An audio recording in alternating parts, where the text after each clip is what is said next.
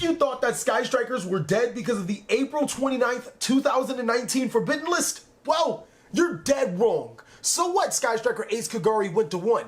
Is Mecha Widow Anchor, Sky Striker Mobilize, Engage, or Multi-Roll on the list? No? We'll proceed to still play Sky Strikers, and in this video, I'm going to be showing you how we handle the loss of Kagari, as well as the meta change that is about to happen on TheCaliEffect. And if you guys want to see more videos like this, then go and destroy that subscribe button. But more importantly, go ahead and that notification bell, because, well, we just too strong. It's like, I have to do it. Also want to give a special thanks to every single one of my Patreons. Without you guys, videos like this would not be possible. Also, a mad shout out to our newest Patreon, Denny Landica.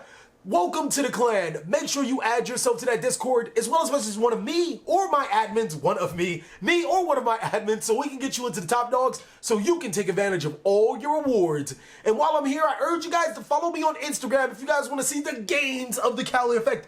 Don't be a glue eater. Everybody get strong. Without further ado, I present to you a competitive Sky Striker deck profile for this format. Looking at the stats of this deck, this is still a tier 1 deck, ladies and gentlemen. I mean, yes, we lost arguably one of the best Link monsters, actually not even arguably the best Link monster for Sky Strikers. And Sky Strikers may not be the best grind deck of all time anymore if you go by this list, but guess what? Sky Strikers is probably still better at grinding than any other deck in Yu-Gi-Oh!, especially right now. And its ability to be able to recycle Kagari in so many other ways just makes the deck really powerful still. That, and since you do have those built-in disruptions and the ability to play any hand traps, as well as being able to play some of the newer cards, you are in great hands to play Sky Striker. So starting off with the monsters, of course, we're going to run 3 copies of Sky Striker Ace Ray.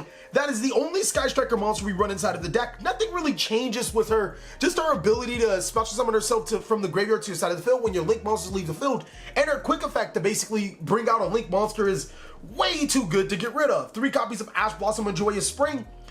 This isn't the best hand trap, but it is the most, well, I guess it covers the most ground as a hand trap. I was going to say the most versatile. It's not even that.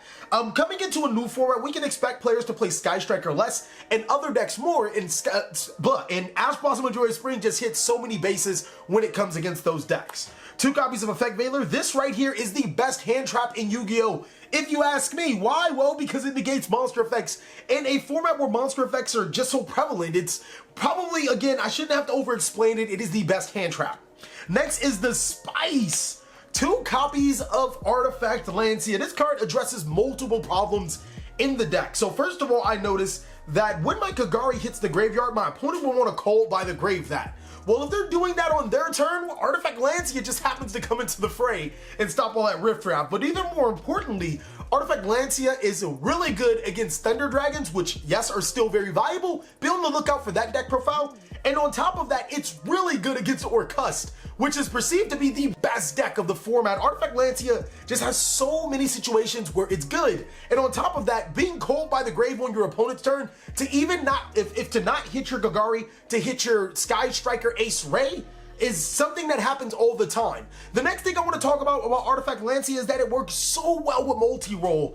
If you're banishing cards on your opponent's turn with multi-roll, no, they go right back to the graveyard because of Artifact Lancia. The card just covers so many bases, it's just too hard to ignore, at least right now in the testing stages. For the spells, run 3 copies of Engage. This is your reinforcement of the army / Pot of Greed. You want to abuse this card as many times as possible. 3 copies of Widow Anchor. In my opinion, this is the best card of the deck. As long as this card is at 3, I think that the deck is still viable. Being able to Forbidden Chalice or Mind Control an opponent's monster is just really good. And the fact that it has the best icon in the game, I really don't know what else to say. 3 copies of Sky Striker Mecha Modules Multi-Roll. This is our Spellbook Judgment, allowing you to set those cards back to our side of the field and prevent disruptions by sending the card to the graveyard. It's just way too good to give up. The downside is that those cards are banished, but again, we play Artifact Lancia for multiple things, and Multi-Roll is one of them. 3 copies of Sky Striker Airspace Area 0. I feel like if you're playing less than 3 copies of this card, you're possibly playing Sky Strikers wrong. It gets you cards in your graveyard and it allows you to search through your Sky Striker cards. I played 23 Sky Striker cards, so the odds of me being able to mill into a Sky Striker card through Airspace Area 0 is just really good. It also combos really well with your multi-role to get Ray to your side of the field, and it combos well with Ray because you get a free search / special summon from your extra deck.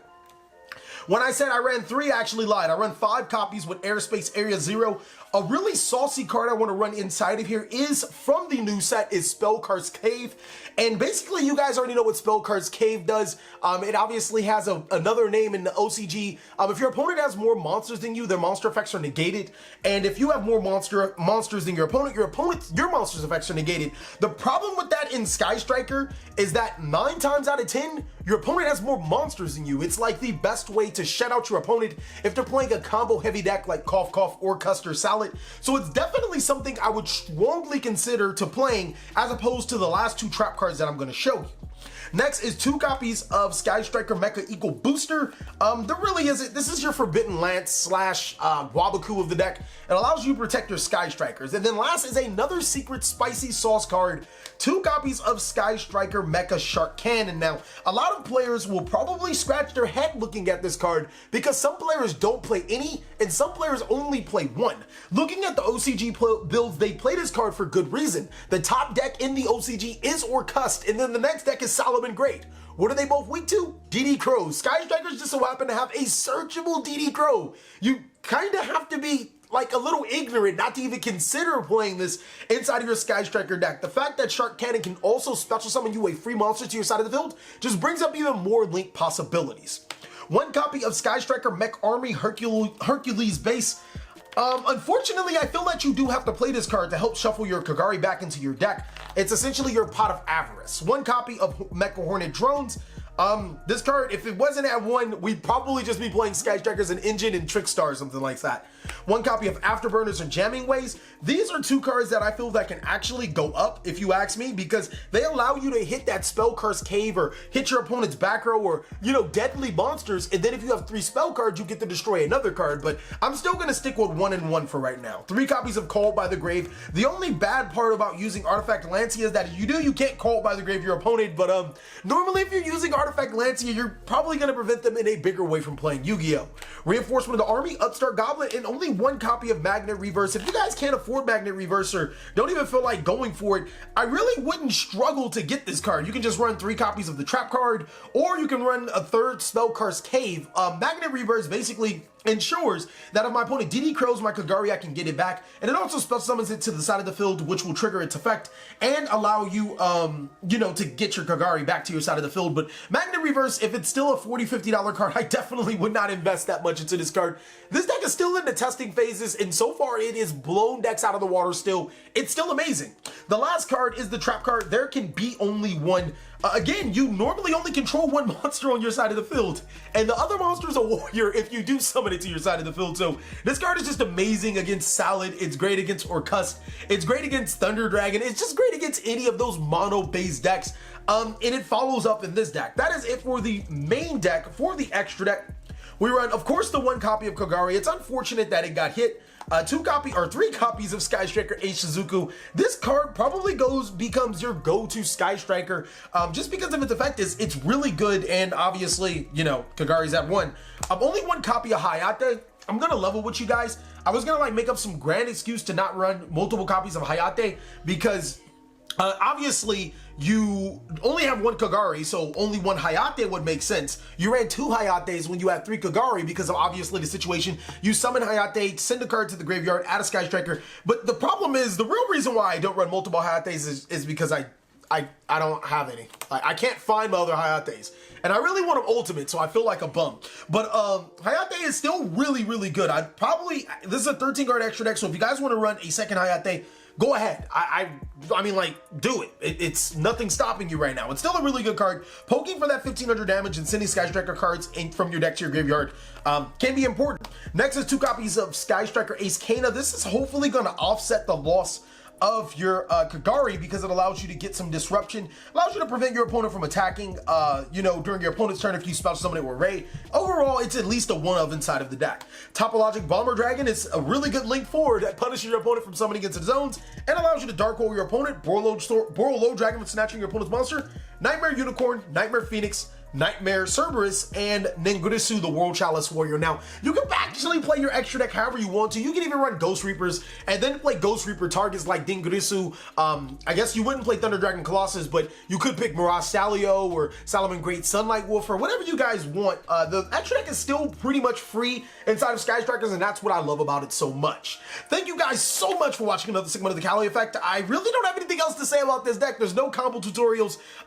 If you guys want to see how the deck is played, then yeah, go ahead and like this video up and we'll try to get you guys a live game. At the very worst, I'm pretty sure we're gonna get our Patreons one. I'll catch you later.